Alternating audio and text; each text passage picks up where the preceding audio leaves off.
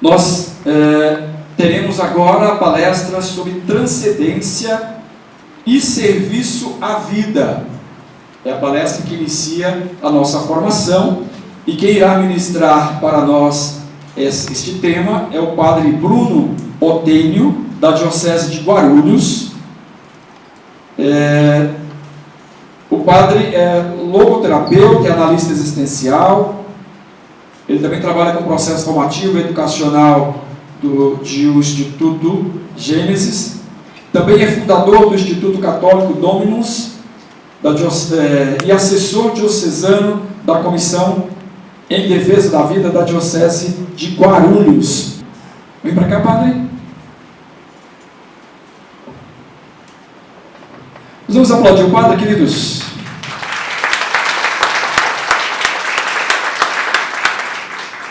Religião era uma virtude de justiça. Grave isso. Religião é virtude da justiça. E essa palavra virtude eu vou repetir várias vezes aqui.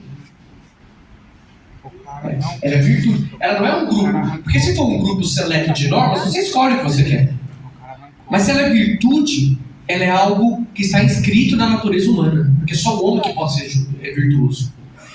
E mais ainda, é das virtudes cardeais, porque é a virtude da justiça, das 4 virtudes: prudência, justiça, fortaleza e temperança. É a segunda virtude, a virtude da justiça. E o que é justiça? Dar ao outro o que lhe é de direito. Minimamente o conceito de justiça é isso. Dar ao outro o que lhe é devido, dar ao outro o que lhe é de direito. Quem é o primeiro outro que merece tudo aquilo que é nosso respeito, adoração, serviço, honra, gratidão? É Deus. Bento XVI vai chamar o primeiro outro, com O maiúsculo. Portanto, religião é serviço de justiça, ele é virtude da justiça. É injustiça não atribuir a Deus, não dar a Deus a honra, a adoração devida.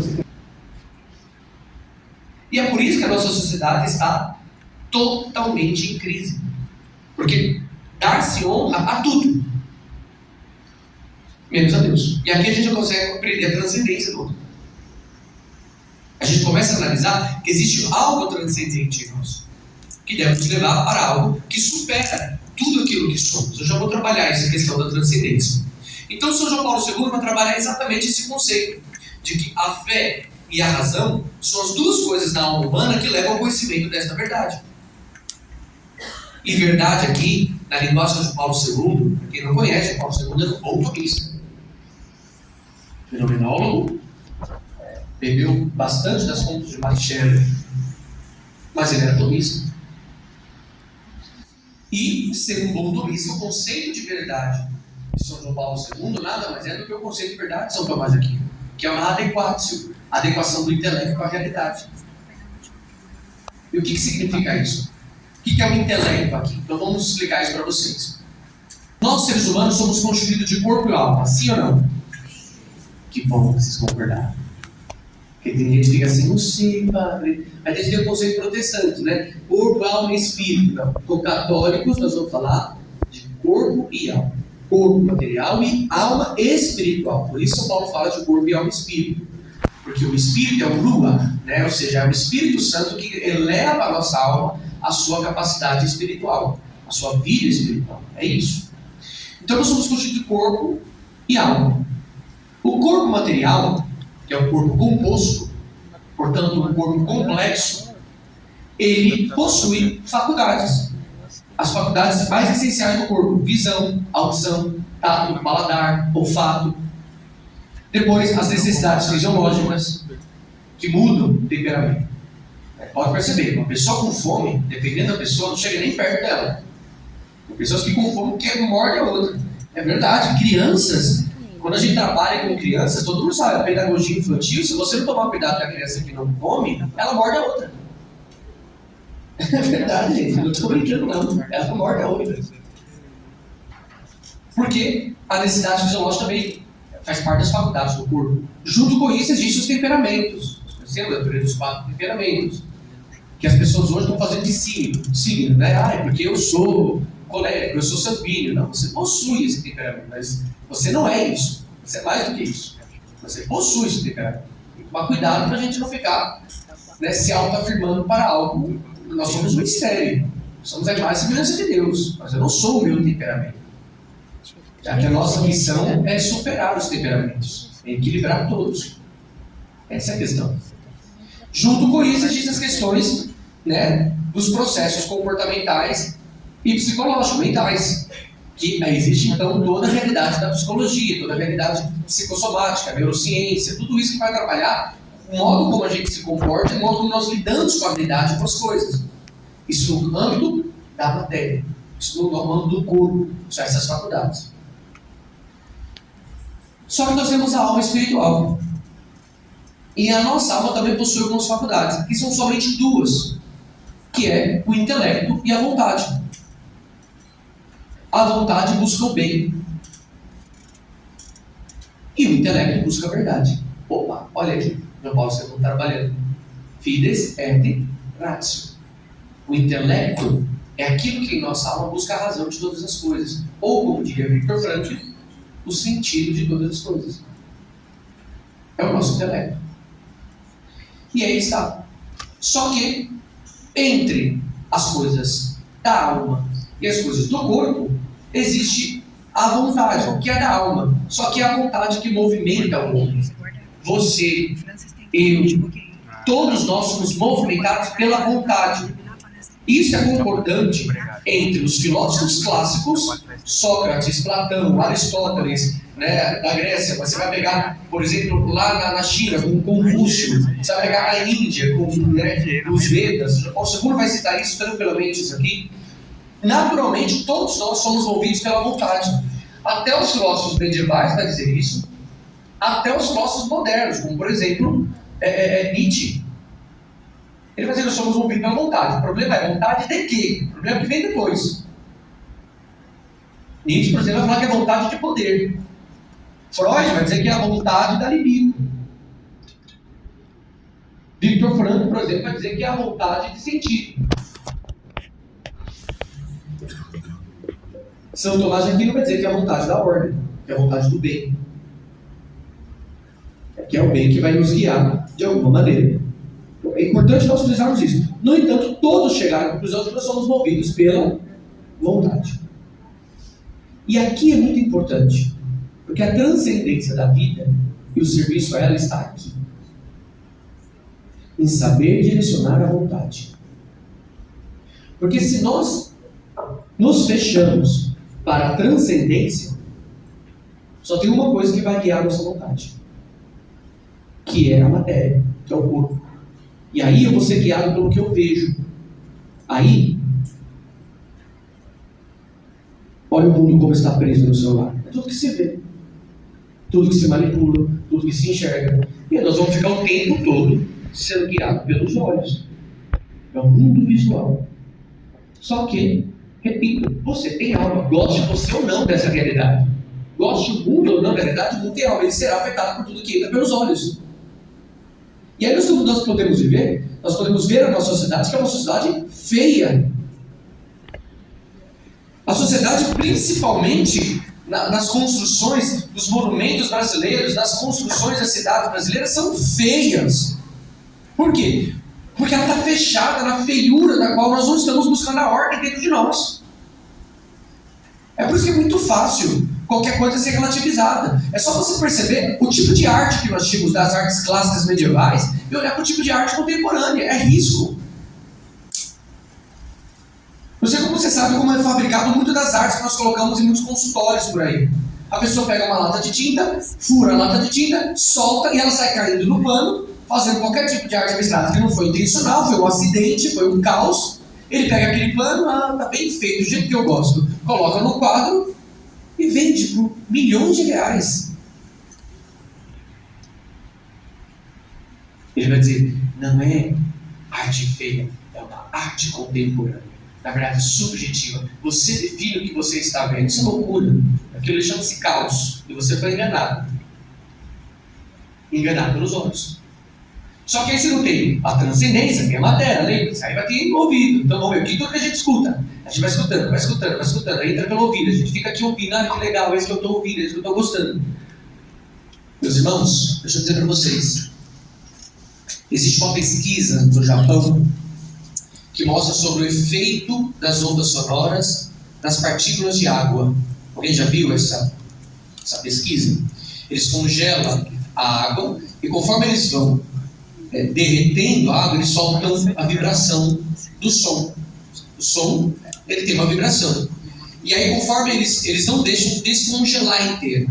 Apenas um leve descongelamento, e quando o som vibra, eles congelam de novo, é um processo. E aí, cada som vai criando as partículas de água nas suas formas. E quando o som é ordenado, as partículas de água elas vão se ordenando de modo belíssimo, formando aqueles cristais de gelo. Perfeitamente ordenado. E quando eles colocam os sons barulhentos, que não tem harmonia, as moléculas de água fazem isso aqui, ó, eles quebram. Não tem forma nenhuma. Quantos por cento de água tem o corpo? 70% a 80%, certo? Significa que cada música desordenada que nosso mundo está ouvindo está quebrando as nossas moléculas, não trazendo harmonia para dentro de nós. Isso não é filosofia. Isso é ciência. Porque isso vai... E aí, o tipo de música vai atingir o quê? As químicas do nosso cérebro. Aí vem melatonina, aí vem serotonina, aí vem tudo isso. Dependendo da música, você vai injetar uma quantidade de... Oh meu Deus, estou já falando. Essa é a hormônio do prazer, esqueci o nome. É o hormônio do prazer, né? Esqueci o... Não, outra. Dopamina, essa é a palavra. A dopamina, que é, meu filho, você vai caçar. Você vai caçar para você conseguir mexer com o seu prazer. E se você não conseguir mexer com o seu prazer, é onde leva as pessoas a muitas disfunções sexuais. Calma, o padre está jogando informações, o padre não está entrando nos pormenores, o padre não é determinista, tá? Então, é isso, ponto. O padre não é assim, o padre entende que depois não funciona assim. Mas estou dizendo que essas são consequências que vão se gerando na sociedade. Aí depois tem o paladar, depois tem o olfato. O paladar, meu Deus, a vida é comer. Olha os iFoods por aí. Não pense que a coisa é simples, meus irmãos. Não pense. Não é. Porque se não tem, você vai ter o corpo. Aí, as academias que cada vez vai pululando.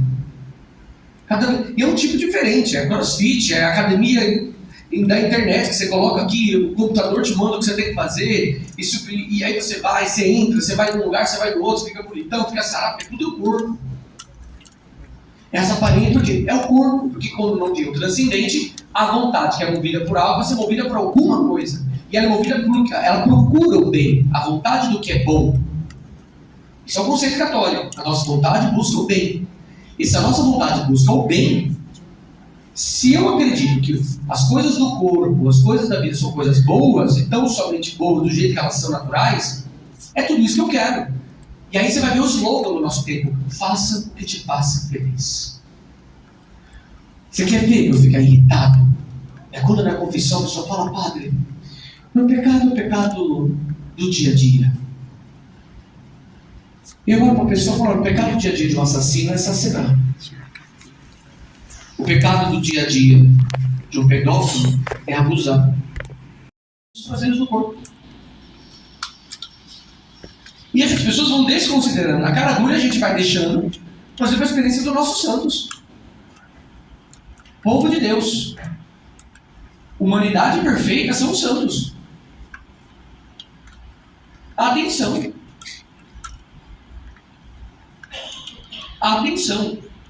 E não se assustem, porque eu sou um católico falando para católicos. E se eu não disser aquilo que é a nossa doutrina, ninguém vai dizer para vocês, porque não se está sendo dito. É apagado até dentro das catequeses, muitas vezes. Eu não sei, estou sendo muito polêmico, Padre, não vai dar problema para vocês não, né? Pode continuar, né? Porque eu toco na ferida, viu? Isso aí me dá 5 minutos aqui e eu fico revoltado. Então veja, a gente precisa começar a pensar nisso. Vamos lá. Quem aqui gostaria de ganhar R$1 milhão hoje? Sejam sinceros. Vou aumentar a oferta. R$10 milhões hoje. Ótimo.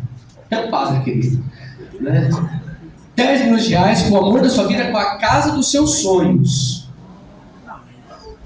No local dos seus sonhos. Não é? Eu já imaginaria. Eu acordando, meus 5 filhos, Dudu, Edu, Duda, Dudalina, Duda lindos, maravilhosos. Pensou, Madonna? Minha esposa vai, deita, dorme, eu tenho que dormir. E eu chego do trabalho, a casa maravilhosa, a casa dos sonhos. Eu acordo, a Dolores, que é minha empregada, já dá um café da manhã assim pra mim, coisa mais linda. Eu tomo café da manhã, respiro, né, aquele café cheiroso. Tenho tudo que eu preciso. Eu tenho 10 milhões de reais, eu não sou, eu sou esperto. Então, como eu sou esperto, eu vou fazer o dinheiro girar, então eu vou investir em empresa, eu vou fazer o dinheiro girar, não vai ficar o dinheiro parado, não vai ficar só gastando, eu vou montar, vou investir em várias coisas, né? Eu vou ajudar até um padre a construir uma igreja para ver se Deus me recompensa com coisa a mais, né? Então a gente, vamos fazendo, né? Eu sou esperto, eu chego, meus filhos são educados, meus filhos são educados, eu não preciso mandar eles tomar banho, eles já sabem horário, eles estudam. É uma vida perfeita. Eu vou acordar no dia, vou viver minha vida maravilhosa, perfeita, vou voltar para casa, vou dormir, vou acordar e vou dizer assim, preciso de alguma coisa. E aí eu vou acordar de novo e vou atrás em busca de alguma coisa que eu preciso. E vou viver feliz da vida. Eu vou chegar à noite cansado porque eu vivi bem, vou dizer assim, não preciso de mais nada, eu vou dormir. Quando eu acordar eu vou dizer, eu preciso de mais alguma coisa. Aí eu vou dormir, vou descansar, vou curtir minha vida, tudo perfeitamente. Vou chegar em casa, estou cansado. Vou acordar e vou dizer assim, preciso de alguma coisa. Isso tudo para dizer que você pode ter tudo que você quer. Tudo. Mas o que vai mostrar para você é que você é insaciável. Você é um bicho insaciável. Você vai terminar seu dia satisfeito com tudo, mas você vai acordar querendo alguma coisa. Você vai acordar percebendo que está faltando alguma coisa. E você tem o todo. Porque é a vontade. A vontade quer algo. A vontade está te movimentando. E aí, conforme você vai acreditando que a vontade vai se alimentar somente com as coisas da carne, é onde você se frustra. É onde vem a frustração. Porque vai chegar um momento que o nosso corpo, que é mimético, e ele se acostuma com as coisas, por isso que cria hábito, vai chegar um momento que é tudo aquilo que te faz feliz, com a matéria, já não vai mais te fazer tão feliz, porque você vai acostumar com a coisa. E conforme você vai se acostumando, e acostumar significa fazer com que a sua vida seja conformada com aquilo que você está se acostumando. É uma conformação com as realidades. Perfeito, eu estou conseguindo tudo isso, mas não me preenche, eu tenho tudo, não me preenche, tenho tudo. Quantas vezes a gente escuta isso? Nas clínicas de psicologia, quantas vezes a gente escuta isso? Porque está buscando e está depositando tudo aquilo que é bom, tempero, açúcar, tudo que é de bom. Esses foram os ingredientes perfeitos para criar as meninas super poderosas, né? Mas acidentalmente o professor Tono derrubou o elemento X, né? É tudo isso, a gente vai fazendo tudo isso, a gente vai colocando na matéria, tudo para ser perfeito, tudo para criar de modo perfeito. A gente vai transformando a coisa na perfeição da matéria. É um mundo perfeito para criar, que não vai te preencher. Não vai. Por incrível que pareça, o universo inteiro é pequeno demais para a vontade humana. O gigante universo que nos torna pó estelar é pequeno demais para a nossa vontade. Pequeno. Irmãos, isso não é psicologia que eu estou falando. Isso não é filosofia. Isso é a mais pura teoria do conhecimento, que é a observação das coisas. É só você observar você mesmo. É só você fazer esse exercício. Conhece a ti mesmo. E é onde você então descobre que existe uma outra realidade, que é o intelecto, não mais a vontade. A vontade busca, ela te move, mas ela é movida. Ou ela será movida pela matéria, ou ela será movida pelo intelecto. Porque o intelecto busca a verdade. E aí você começa então a aplicar o intelecto em tudo, você começa a perceber que até mesmo as coisas da matéria possuem seu quê de verdade. E é onde você começa então a mergulhar nas questões de verdade. Qual é a verdade dos seus olhos? Para que ele existe? Qual a verdade dos seus ouvidos? Para que ele existe? com a verdade dos teus sentimentos, com a verdade da memória. Para que existe memória? Para que existe a fantasia, a capacidade da imaginação? Para que existe, né, a sua força física? Para que existe o útero? Por exemplo, mulheres, para que existe o útero? Para gerar, não é? Se vocês tirarem o útero hoje, vocês conseguem continuar a vida de vocês tranquilamente? Vamos falar biologicamente falando, nada de filosofia, gente. Sim? Claro que sim. Porque qual é a única função do útero? E quem é o único ser humano que possui útero?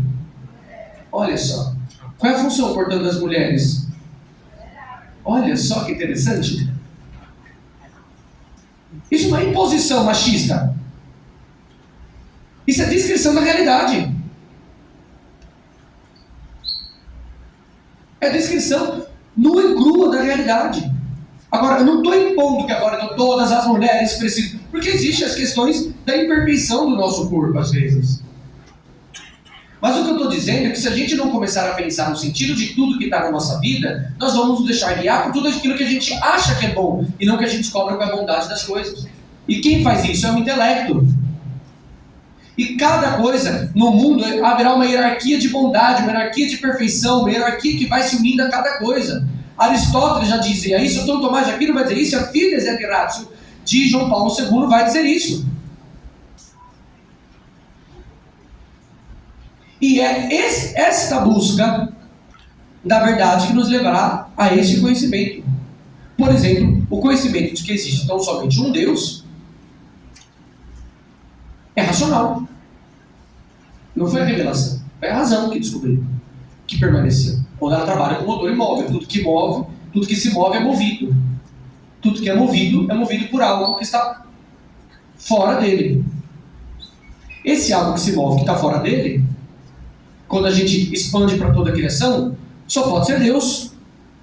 Que tem que estar fora do tempo, fora da realidade, fora da matéria, para poder criá-la. Porque aquilo que está dentro não se cria. Porque tem uma força exterior. E se tudo que existe se move, então ela foi movida por algo. Só pode ser movida por algo anterior a ela. Essa é a razão. E não pode ser vários. Porque o conceito de divindade significa onipotência, onisciência, onipresença e eternidade.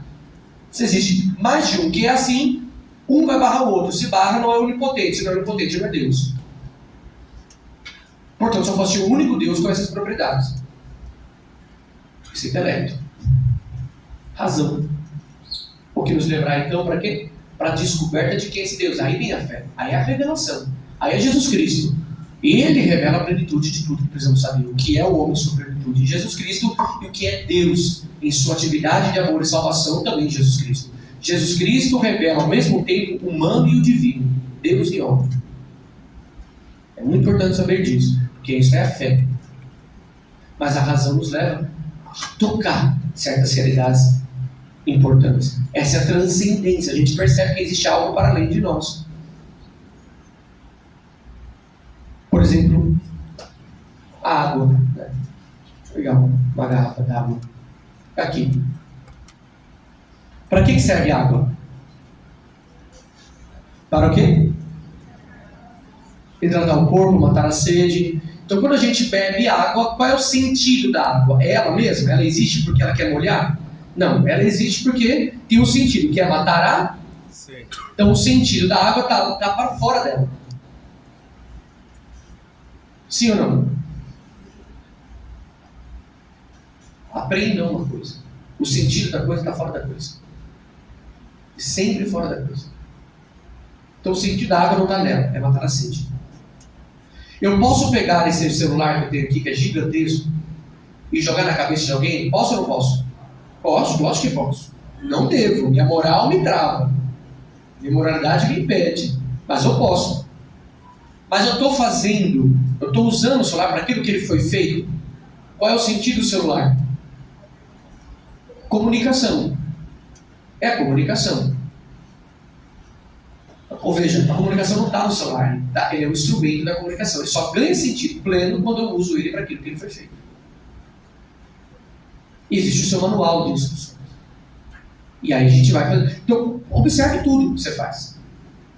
Observe tudo. Tudo que você faz tem um sentido de utilidade, tem um sentido de realização. Se não tiver mais esse sentido, é descartado. A nossa vida inteira está baseada nisso. Nessa busca de sentido para algo que está além de nós. Essa é a transcendência da vida humana. Esperando eles saírem de lá, ou que tinham a fé, resistiam a todas as dificuldades ali dentro, porque tinha alguma coisa para além daquilo que eles estavam vivendo, que fazia com que eles resistissem às contrariedades, para poder, então, transcender aquela dor e encontrar-se com o Ele tinha alguma coisa que esperar. Van Tuan, não sei se você já conhece a história de Van Tuan, existe um livro chamado, acho que é 5 Pães e 2 Peixes, né? 5 Pães e 2 Peixes, é um livro pequenininho, compre. Se eu me recordo, ele é da editora Santuário. Eu não sei se tem alguma outra editora que publicou esse livro. Mas é 5 Pães e 2 Peixes, que é a história de um bispo que ficou durante anos encarcerado, celebrando a Eucaristia com algumas gotinhas só de vinho, algumas migalhas de pão, dentro de uma cela isolado, por causa da ditadura comunista que ele viveu. Ou seja, por que ele resiste a tudo isso? Porque tinha alguma coisa para além dele.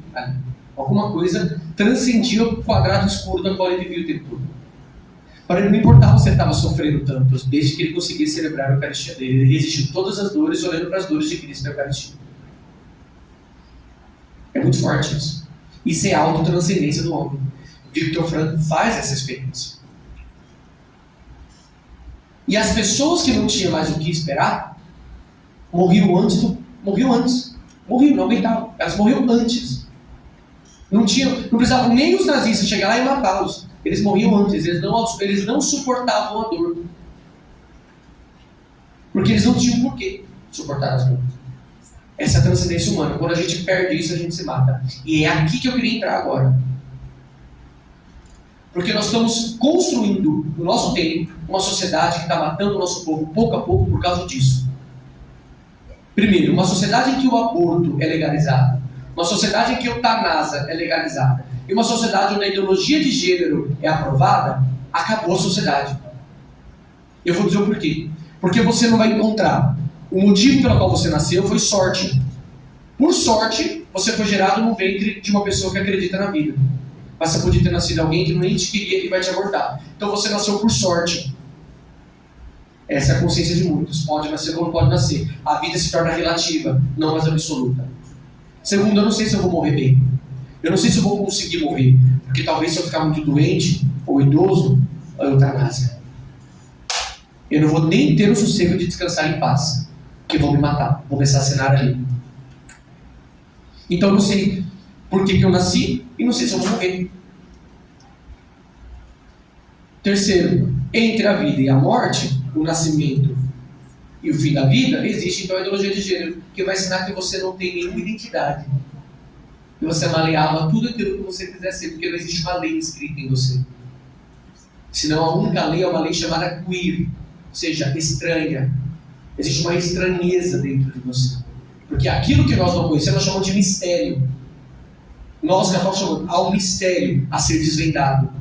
Os ideólogos, como não acreditam no mistério, que é uma palavra muito transcendental, vai falar de estranho, é queer. Há uma estranheza. Logo, se eu não tenho nenhuma identidade, eu não sei por que eu nasci, não tenho se eu sei se eu vou morrer, para que eu existo? Entendeu? E é onde eles começam a construir. Aí vem o existencialismo ateu, em que a existência precede a essência. Nós católicos dizemos que a essência precede a existência. Viktor Frankl, que é judeu, vai dizer a mesma coisa. Mas existe, então, uma existência. O que é a existência que precede a essência? Você não é algo. Você primeiro existe. E aí você vai construindo o que você quiser ser. Só que até chegar a essa construção, você tem que chegar à desconstrução de tudo aquilo que nós já ensinamos, de todos os valores que nós construímos. É o desconstrucionismo. Eu teria que ficar aqui horas explicando, certamente alguém vai explicar isso para você durante o dia, pelo que eu estava vendo. Então, numa sociedade em que você simplesmente está aí, isso é Heidegger. Eles exaltam Heidegger. Mal sabem eles que Heidegger foi um grande filósofo do nazismo. Mas não posso falar só mais aqui. É muito impositivo ter mais aqui, muito medieval. Mas o Heidegger pode. O Heidegger pode. Ele escreveu as bases para o nazismo, amigo de Hitler. E aí, ele vai dizer que é um ser aí. Você é jogado. O que é um ser aí? É um ser que tem no mundo. É um ser que existe no mundo. Só que agora está na hora de você conseguir construir a sua própria existência. E é isso que vai dar as maiores das responsabilidades do homem, de construir a si próprio. Sartre vai dizer isso. O homem está fadado a dois nada. Do nada ele veio, para o nada voltará. Olha que bonito que Sartre falou. Do nada eu vim, e para o nada eu irei. Essa é a frase famosa de Sartre. Porque você está preso, limitado a dois nadas. Quando o Sartre começou a soltar essa frase, eu não sei se vocês conhecem a história, mas a Torre Eiffel, até hoje, ela é protegida, porque as pessoas logo após subiram a Torre Eiffel e se mataram. Porque se eu estou fadado a dois nada, do nada eu vim, para o nada eu vou, qual é o sentido da vida? Você falar uma coisa? Sim, nós vamos iniciar uma sessão de perguntas. Então eu vou descer o microfone. Aquele que quiser fazer alguma pergunta, levanta a mão para o padre e o padre vai te atender a resposta. Estou concluindo então, tá? Vou concluir então, que aí eu vou atrás de vocês, tá? Então veja. Fadado a dois nadas. Do nada vim, pro nada vou morrer, estou preso, estou travado, o que acontece? As pessoas se matam. Porque não tem mais sentido na vida. Porque perdeu toda a transcendência. Perdeu a capacidade de ir além, de olhar além de si próprio.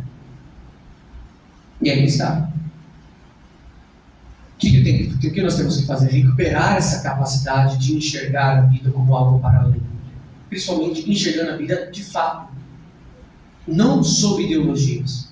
E aqui nós temos uma coisa que é perfeita para isso. Que poucas pessoas enxergam. Que pouca pessoa lê. Chamado Catecismo da Igreja Católica. Primeiro parágrafo. Prólogo do Catecismo da Igreja Católica. Somente o título já é o suficiente. Está escrito assim: a vida do homem. Opa, já começa definindo o homem. Conhecer e amar a Deus. Intelecto, conhecer. Capacidade de conhecer as coisas. Deus, a verdade. Caminho, verdade e vida. Jesus Cristo, a revelação disso. Caminho, verdade e vida. Olha, totalmente contrário do nosso tempo hoje. E aí ele vai dizer aqui, ó: Deus, infinitamente perfeito e bem-aventurado em si mesmo, no desígnio de pura bondade, criou livremente o homem para tornar participante da sua vida bem-aventurada. Veja, ele é perfeito, infinitamente perfeito em si próprio. Em si mesmo. Num desígnio de pura bondade. Não foi acidente. Portanto, não é do nada.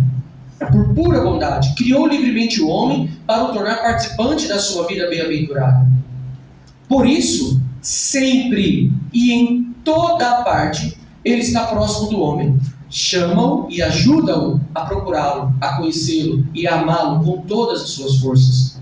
Convoca todos os homens dispersos pelo pecado para a unidade da sua família, que é a igreja. Para tal, enviou o seu Filho como Redentor e Salvador na plenitude dos tempos. Nele e por ele, Jesus Cristo, chama os homens a tornarem-se no Espírito Santo os seus filhos adotivos e, portanto, herdeiros de uma vida bem-aventurada. Olha como o catecismo, de alguma maneira, vai dando a capacidade de transcendência da vida, de transcendência dos atos, de transcendência da realidade, de transcendência das forças. O catecismo mostra que você não é fruto do nada, mas é fruto de alguém que pensou, que por amor te criou.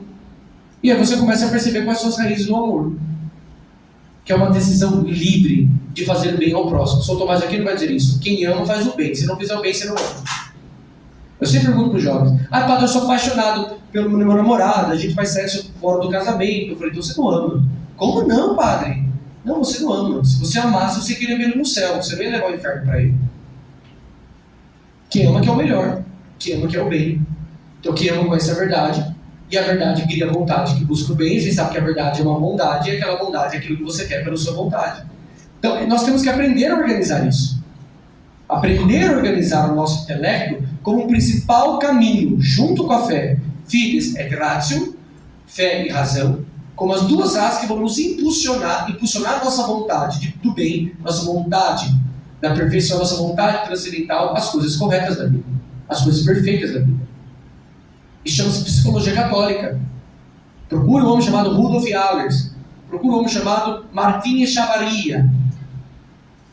Tem um livro maravilhoso chamado A Prática da Psicologia, a Psicologia do Humor do Amores, que é o caminho das virtudes. Nós só seremos transcendentais quando nós aprendemos a sermos homens virtuosos. E a virtude é o caminho para encontrarmos o reequilíbrio de toda a nossa existência. É trazer de volta o caminho da ética das virtudes em Cristo Jesus. E aí virá com tudo isso o respeito humano e o respeito a toda a vida, da qual vocês estão estudando aqui. Então a vida, meus irmãos, não é fruto de um nada e não vai por nada. Ela foi pensada. E foi pensada por alguém que está fora dela, que é Deus.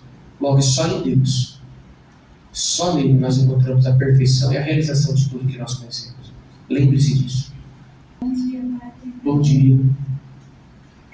Você citou sobre o conceito de pós-verdade. Eu gostaria de entender um pouco melhor sobre isso. Então vamos lá. O conceito de pós-verdade ela é denunciada pelos 3 últimos papas que nós tivemos: São João Paulo II, o Bento XVI e o Papa Francisco. O que acontece? Primeiro, eu vou citar um caso aqui que aconteceu em sala de aula para você já entender o que é um pós-verdade, tá? Então vamos lá. Eu estava em sala de aula, na aula de filosofia, a professora vira e fala assim: gente, vocês precisam entender, você lembra dessa professora? Vocês precisam entender, meio de boechat? Ela diz assim: vocês precisam entender que não existe verdade.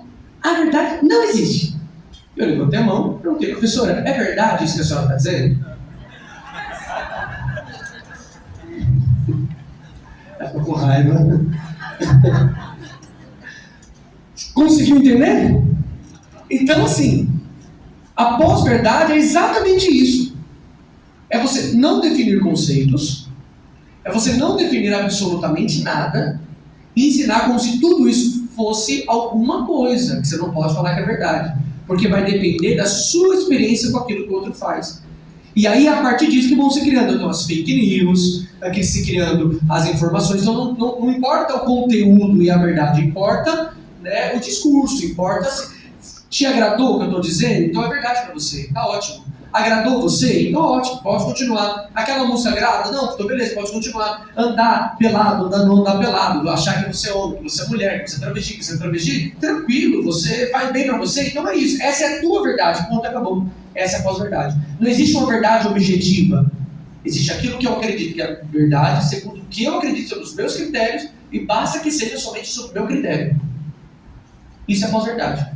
E João Paulo II, Bento XVI e o Papa Francisco denunciam isso. João Paulo II chama de cultura da morte.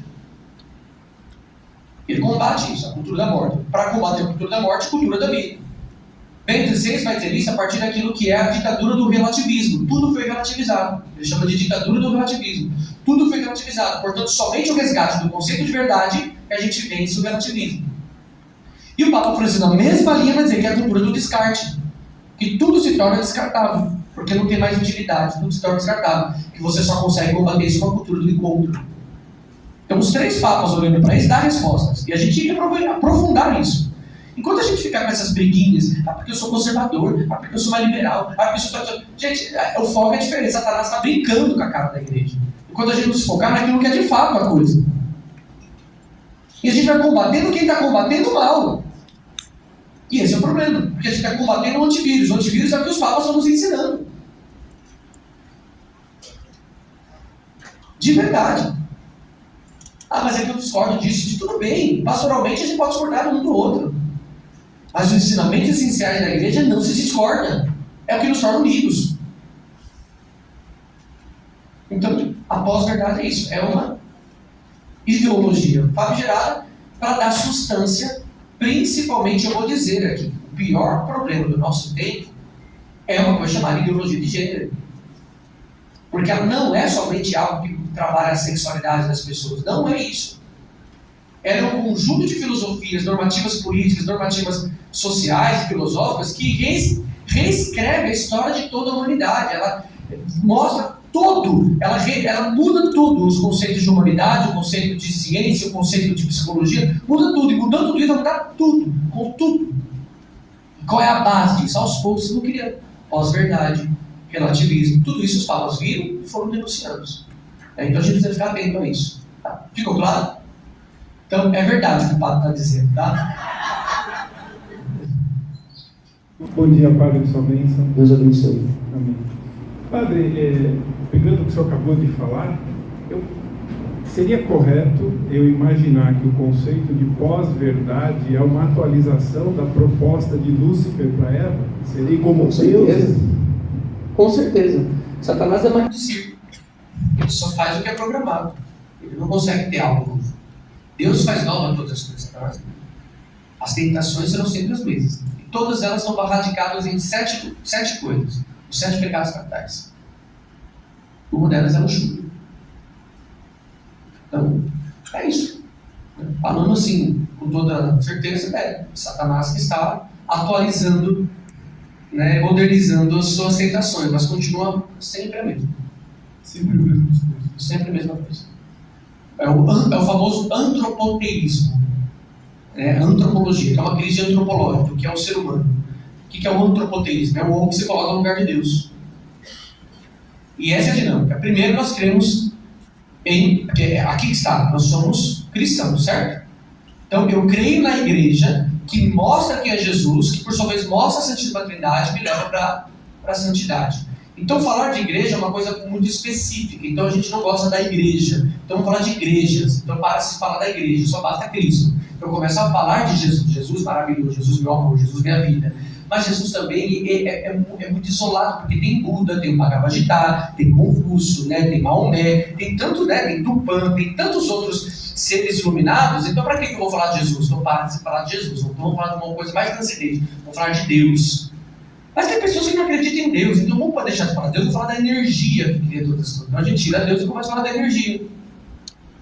Esse é o caminho da degradação. E é isso que a gente está vivendo no nosso tempo. E quem que vai colocando no centro? Não, mas esse negócio de energia, não. Coloca o homem, porque é o homem que percebe a energia. Então não é nem Deus de energia, é o homem. É as suas vontades. Porque pensamentos, né, se você me recorda, o nome dela era Rhoda Byrne, né, a criadora de um livro chamado The Secret, O Segredo, né, porque pensamento positivo atrai coisas positivas. Eu quero ver a forçar o pensamento dela quando tiver com diarreia. Eu desafio.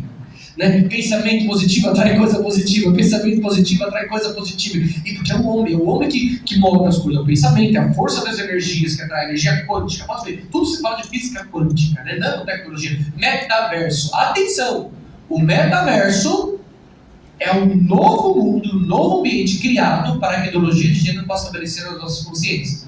Já que no mundo da realidade você cria a sua própria. Atenção! Em breve nós vamos ter que fazer um congresso fora para falar de metaverso. Eu estou avisando vocês aqui. Eu estou antecipando isso. Está se falando pouco, mas o metaverso é a coisa mais perigosa, porque é um instrumento tecnológico que vai dar liberdade das pessoas serem o que quiserem. Porque ela vai viver no mundo real aqui fora, mas o outro mundo virtual dela é o que ela quiser ser. E as pessoas estão ganhando mais de 200 milhões de dólares, de euros em metaversos. As pessoas estão construindo casas, estão vendendo coisas ali dentro. O mundo está sendo construído ali. Isso é pós-verdade. Isso aí, né, pensamento atrai coisas. Então o homem é o centro de tudo. Aí mas a gente começa a perceber que o homem é muito complexo, né? Não dá para saber. Porque existe alguma coisa, porque a gente percebe que o homem destrói a natureza, o homem cansa, né? Tem um teólogo aí, né, franciscano, que é muito famoso, né, no meio aí, né, um tal de Genésio, né? Alguém conhece Genésio? Um frei chamado Leonardo Boff. Ele vai dizer que o homem é o câncer da natureza. Aí então é melhor falar de uma coisa que transcende o homem, a natureza. Aí começa a falar de plantinha. Então não é mais teologia, antropologia, é ergoteoantropologia. Então já junto tudo. Então percebe como uma coisa vai se destrinchando? Você que começou com a igreja, que te leva para Jesus, que te leva para a Trindade e para o céu. Aí você exclui a igreja, vai excluir Jesus, vai excluir Deus, vai colocar o homem se exclui e vai para a natureza. E aí você fica jogado. Aí você vai aplaudir Avatar, os azulzinhos lá, aqueles bichos azuis, sabe? Vai ficar aplaudindo Avatar, que é a natureza, a criação da natureza. Para, gente. Não dá, isso é loucura. Isso é tudo ideologia, nada radicado na realidade. Não dá. Mais alguma pergunta? Padre, sua bênção. Álvaro Paróquia São Roque, Carapicuíba. A transcendência é ter motivo para ir além ter forças para suplantar momentos difíceis, coisas diferentes na nossa vida, é o que eu entendi, procurando a ética e a virtude. Gostaria de saber do senhor, de que forma, uma forma mais prática de explicar, de que forma nós conseguiríamos essa transcendência, se existe um caminho mais prático, fácil ou difícil, para que a gente se concentre e de alguma forma consiga essa transcendência. Sim. A primeira coisa é a consciência das coisas, né? E aí, por isso que eu pedi a palavra de Deus. Eu tinha a plena certeza de que viria uma pergunta como essa. E sempre vem. Sempre vem. E aí não é porque o padre é profeta, não. O padre não viu o futuro e nada. Na verdade, isso aí é... porque isso mexe com a gente. Mas a resposta é em Mateus 25. Em Mateus capítulo 25 vai dizer sobre o juízo final. Eu vou ler e a gente vai conseguir entender a resposta. Está aqui, ó. Quando o Filho do Homem voltar na sua glória, e todos os anjos com ele sentar-se-á no seu trono glorioso, todas as nações se reunirão diante dele, e ele separará uns dos outros, como o pastor separa as ovelhas dos cabritos. Colocará as ovelhas à sua direita e os cabritos à sua esquerda. Então o rei dirá aos que estão à sua direita: vinde, benditos de meu Pai, tomai posse do reino que vos está preparado desde a criação do mundo.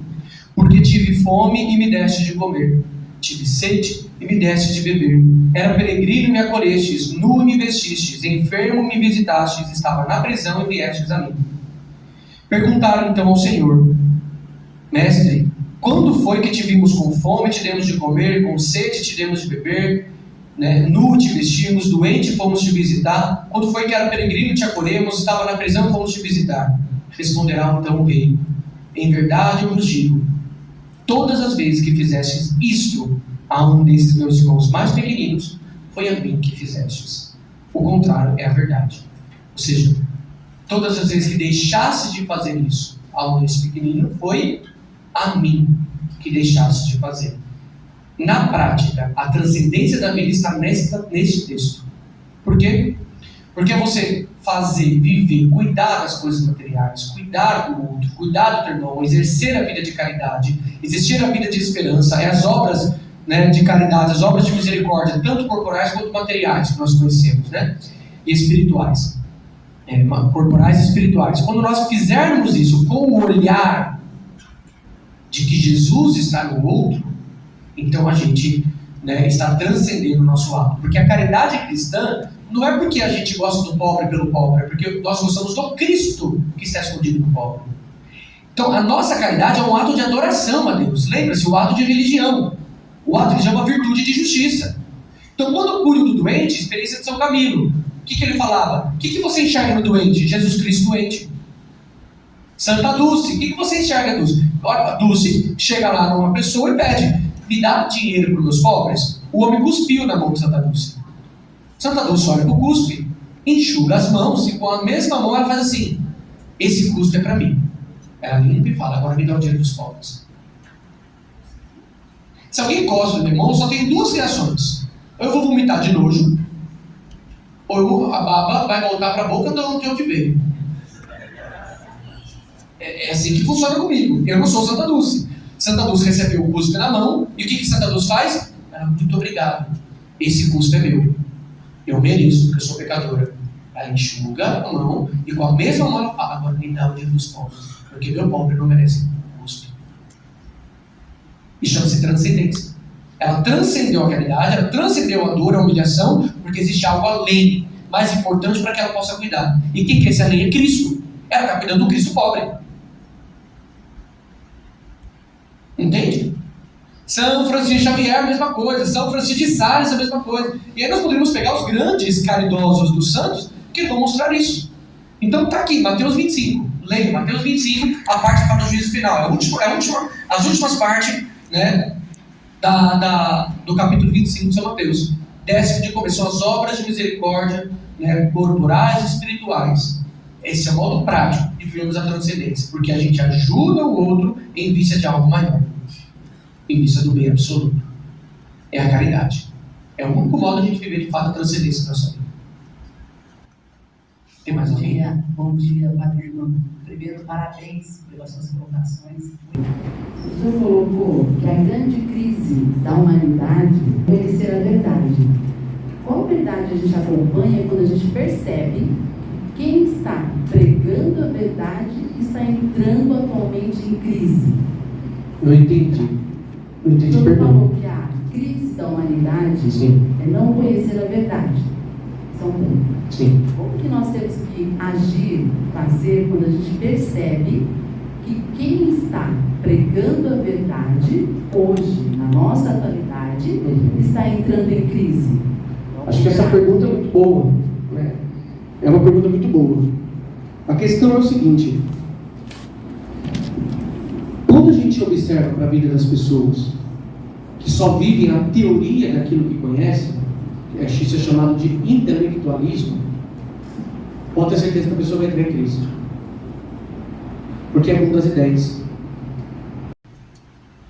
E o mundo real não é o mundo das ideias. Tanto é que bem dizer disso o quê? Que nós não fazemos uma experiência com uma ideia, mas com uma pessoa. Eu não adoro uma ideia. Eu não adoro um conceito. Eu adoro uma pessoa, que é o nosso Senhor Jesus Cristo. Então aqui na frente, quem vos fala, né, ou qualquer outro palestrar, você vai perceber, né, se a pessoa está falando ou não a verdade, ou se ela vai entrar ou não vai entrar em crise com aquela verdade, pelo modo de viver. Gravem o que eu vou dizer para vocês. O modo como eu vivo dá testemunho de quem eu sirvo. Entenda isso. E Jesus falava isso. Ele falava o quê? Os fariseus conhecem a verdade, ouçam, mas não imite suas obras. Jesus falava isso. Os fariseus ensinam, porque eles têm intelecto, ensinam a verdade, mas as suas obras são abomináveis. E ele chamou, talvez seja o palavrão mais horrível que Jesus já falou na vida dele, chama-se sepulcro caiado. É a definição bíblica do que é hipocrisia.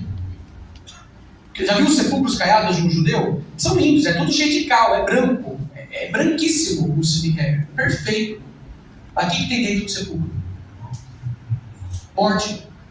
Então por fora, pelo intelecto, pelo discurso é muito belo, mas por dentro é morte. Está se encerrando, né? Ou seja, não tem vida. Então, quando é que uma pessoa que está falando a verdade vai entrar em crise? Quando ela não viver aquilo que ela está pregando, quando ela não viver aquilo que ela está falando. Por isso que fé sem obras é morta. Entendeu? E obras sem fé é apenas obras. Não leva absolutamente a nada. Porque obras sem fé não transcende. Entendeu? Tem mais alguma coisa? É isso? Ok, Padre. Somente.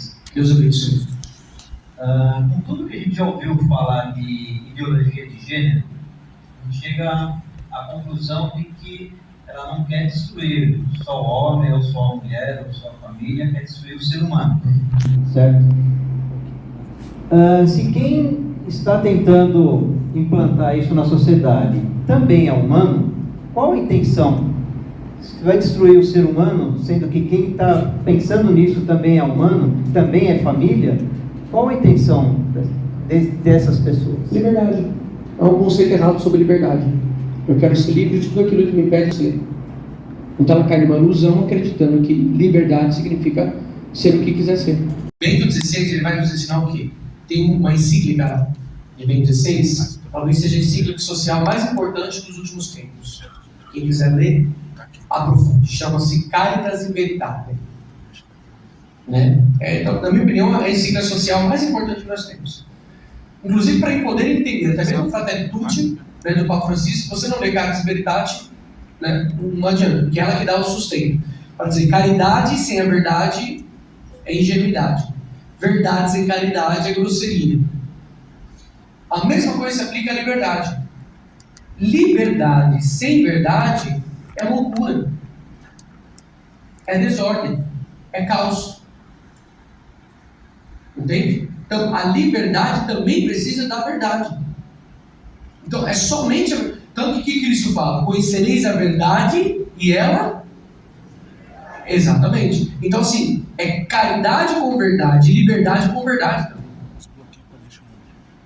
Entende? Então, na verdade, muitas dessas pessoas... E aí eu vou dizer com muita clareza aqui, vou tranquilo.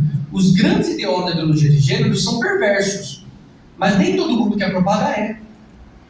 Tem muitas pessoas que estão propagando a ideologia de gênero, a teoria queer, essas coisas todas, como um pouco assim, numa intenção boa, de acreditando mesmo, de que aquilo é uma forma de amar, uma forma de tornar o homem livre, de quebrar as amarras impositivas. Então a gente não pode olhar para todo mundo assim.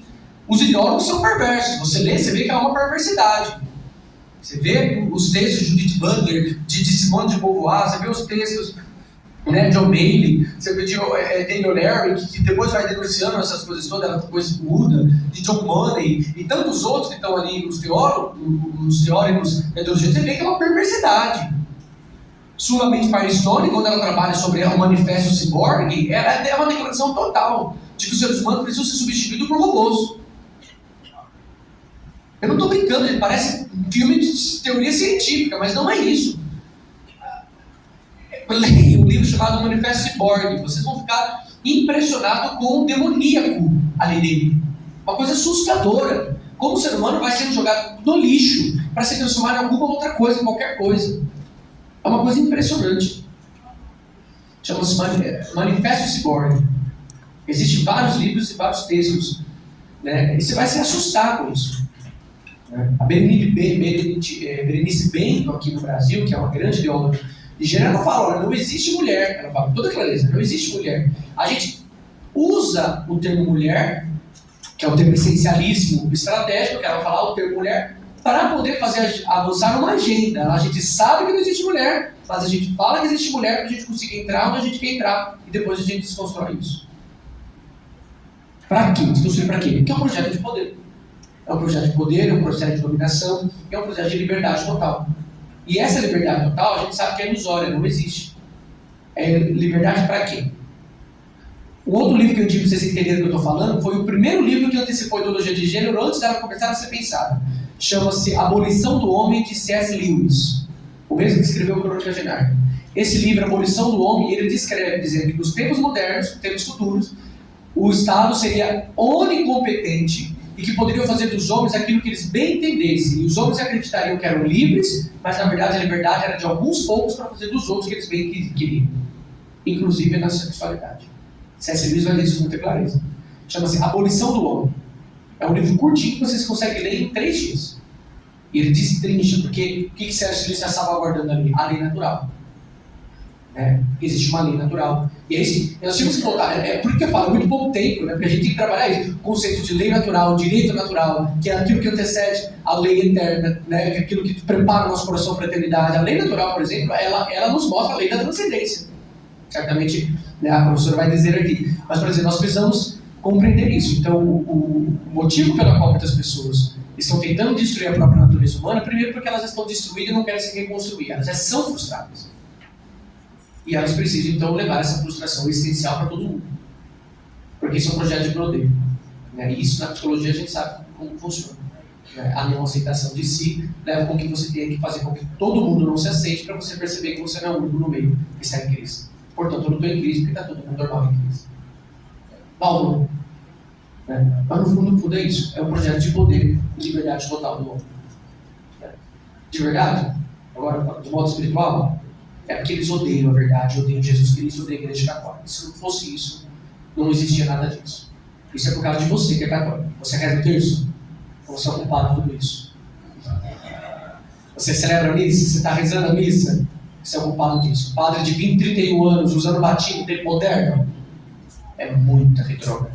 Muito retrógrado. Nós somos culpados do povo odiar tanta verdade. Porque nós vivemos com ela. É por isso. Exato.